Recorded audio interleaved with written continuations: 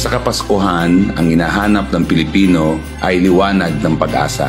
Kaya, nung araw, nung ipanganak si Jesus, ang hinanap ng tatlong wise men ay ang liwanag ng Star of Bethlehem para mag-guide sila papunta kung saan ipinanganak ang ating Savior, the baby Jesus Christ. Kaya ako ngayon dito sa bayan ng Midsayap, nagsisilbi po kaming liwanag para sa aming mga kababayang Midsayapeño para mag-guide sila, maserbisyuhan sila. At yung liwanag na to, ng liwanag na galing kay Kristo, ay maging liwanag ng para sa ating lahat. May the spirit of Christmas, the light, the hope, the love, and the understanding that God, Jesus Christ Himself showed us, be in our hearts. Kami sa LGU ng Midsayap, ako si Rolly Yordaman Sakdala ng inyong mayor, kasama ang Sangguniang Bayan led by Vice Mayor Doc Toto Jumampo and the councilors, including the whole LGU, ay bumabati ng isang maligaya, maliwanag na Pasko at magandang hinaharap natin sa taong 2023.